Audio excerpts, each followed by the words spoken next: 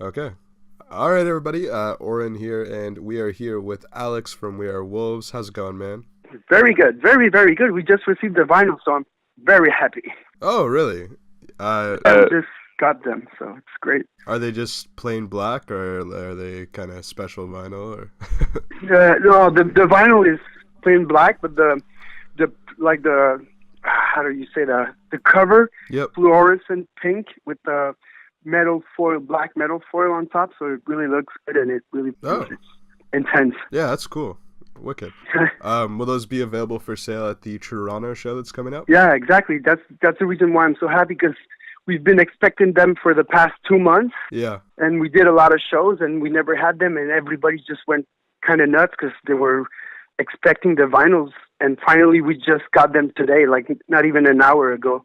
That's awesome. We have them with us now and we're gonna have them at the show in Toronto, so very happy with that. Well, fantastic. And the new album just dropped this September, Wrong. So, what has, the fan reaction been to that album so far? It's actually been pretty good and I'm kind of surprised. I was a little bit worried because obviously when we were working on it, it wasn't intentionally. We didn't intentionally took a pop direction, but we knew it had a lot of kind of poppy hooks. Yeah. And at the end, while we were mixing and working on the mix and the whole master and the whole thing, we were a little bit worried that our fans or people who liked our music would be like, "Damn man, this is way too pop," or "It's just too much sugar on their music." And at the end, everybody loved it, and even like the critique and even the people that usually they're really more into like post punk and no wave and all that, they told us that it's our best record to date. So That's great. yeah, I'm very happy. Was there any like kind of different influences that went into making this album? Not intentionally, not specifically. I think the main difference was that we're better musicians now. Okay. To learn how to play our instruments more and how to structure our songs and maybe instead of like sometimes when you don't really know what you're doing, you tend to put a lot of stuff, just put more and more and more. Yeah. And this time in the process, instead of putting more and more, we just left like just sculpted and left those leftovers that we didn't need, and we oversimplified the music, which ended up by being more hooky Yeah, at the end. So that's cool. yeah. And one thing I kind of noticed from looking at reviews online and different websites and things, they tend to slap just like different labels onto the music, whether Yeah. that be pop or like indie rock or all these different kind of labels. So I'm just wondering, straight from you, what would you use to describe the band's sound? Oh shit! I have no idea. Yeah. It's always been so confusing to me our sound because we're so much influenced from so many different genres and Yeah, exactly. types of music and even eras like from the 70s to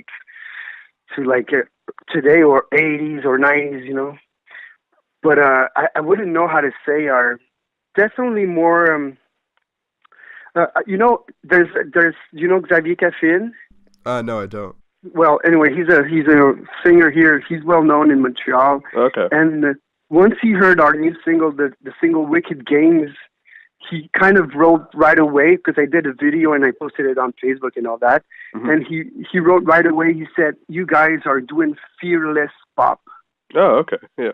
And I thought that was for the first time ever that I read something that kind of makes sense instead of like doing disco punk or electro clash post punk. Yeah. I think fearless pop is what resonates the best with our kind of music. Yeah, yeah, I like that. I think that's a good way to describe it. Fearless pop, yeah.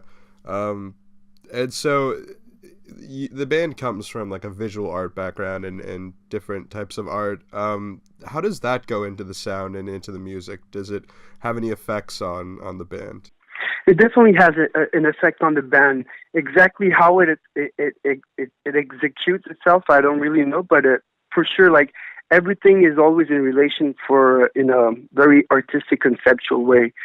Because I'm always working on either graphic images. Me and Vincent, we also work as graphics for some other bands, and we do postering for other bands. And I work on videos all the time, and I make sculptures and paintings. So, like, a lot of the time when I'm kind of painting or thinking about a conceptual idea for a video or a sculpture, there's patterns of words, patterns of lyrics that kind of get into that whole process. Yeah. And even I can hear some melodies while I'm just kind of drawing just making a simple line, and then you repeat the line in a pattern way. It brings itself like a song, like a verse, chorus, verse, bridge, verse, Okay, so cool. it ends up, everything is interrelated. Like, even if I'm just walking in the street and I'm looking, I see something beautiful that looks like a conceptual installation, it's going to resonate in a lyrical way in my head, so it's going to become a song. Okay, yeah, that's sweet. And then I guess finally, so you're playing at the Baby G in Toronto. It's a new venue. How does Toronto, usually react as opposed to Montreal, where there's such, an avid fan base? Well, it's always been very good for us in Toronto. The only thing is that we don't play that often, and it has been a while since we've been to Toronto, but it's always been a great vibe in Toronto, and I think there's something really similar to Montreal, and it's kind of weird because I remember while I was studying at Concordia University, I had a lot of friends who came from Toronto, and those friends from Toronto, they were always bitching about the crowd in Toronto, and they were always saying, like, Toronto people are boring and they're blasé. Yeah. And they said that people in Montreal are really intense, but every time we played in Toronto, it always been like really intense and really very similar to the Montreal crowd and the francophone scene in Quebec also.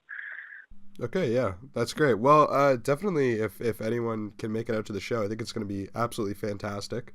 I'm pretty stoked to play that show, and we're very hyped about it. We're even printing some stuff tonight, like special edition shit and like stuff that we only gonna have for the Toronto show.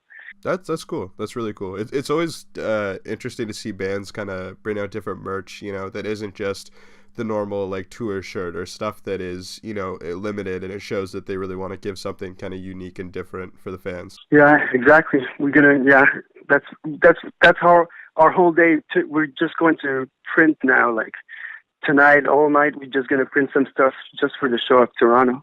Cool. All right. Well, it's been fantastic talking to you, and all the best on the show. Hope it's fun. Yeah, absolutely. Thanks a lot, man. Yeah, thanks. All right. Cheers, man. Bye.